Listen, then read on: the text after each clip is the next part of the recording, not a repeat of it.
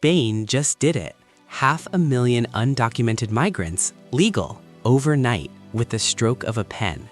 And if you think this stays in Spain, you are not paying attention. Let's talk about what actually just happened. The Spanish government announced a mass amnesty program granting legal residency to 500,000 undocumented migrants already living inside the country. 1-year permits, renewable, with full working rights. And within hours of the announcement, hundreds of people were already lining up outside the Pakistani consulate in Barcelona, scrambling to get the paperwork together to apply. Think about that image for a second.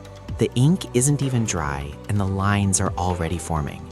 Now here is the part that nobody in the mainstream is saying out loud. This program is built entirely on the honor system. No criminal record?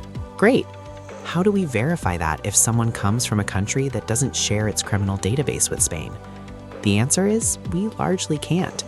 You show up, you tell your story, and authorities either believe you or they don't. That is the foundation this 500,000 person program is sitting on. And the requirements? 5 months of living in Spain, no criminal history.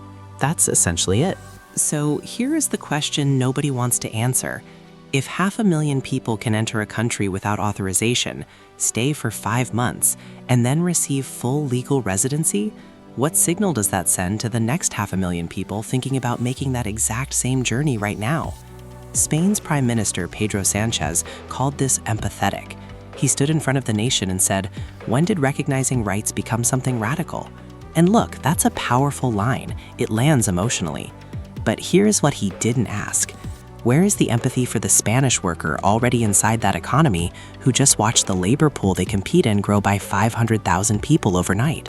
Because here's the economic reality hiding behind the compassion argument. That restaurant in Madrid, 33 workers, only 3 of them Spanish.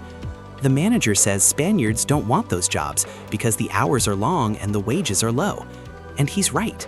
But why are the wages low? Because the labor supply is large.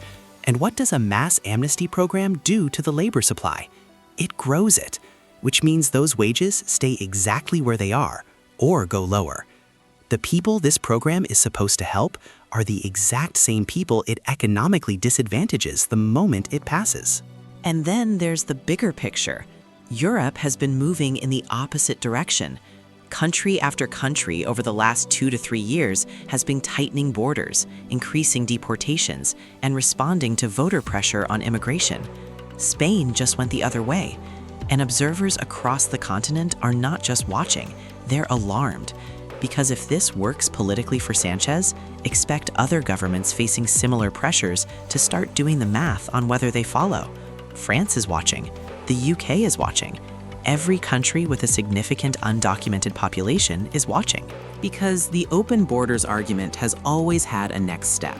And that next step is, if the problem is that people are here illegally, the simplest solution is to make them legal. Problem solved on paper. Except you haven't solved the border. You've just reset the clock. And in 5 years, when the next 500,000 are here, the same argument gets made again. We know this because it has happened before. This is not a new idea. And every time it's been tried, the follow-up crisis arrived right on schedule. So is Spain doing the right thing? That depends entirely on what you think the goal is. If the goal is to reduce the number of people technically classified as undocumented inside Spain right now, mission accomplished. If the goal is to fix the underlying immigration system, strengthen the border, and prevent this from happening again, this program does none of that, not one piece of it. The lines outside the consulate in Barcelona tell you everything you need to know about what happens next.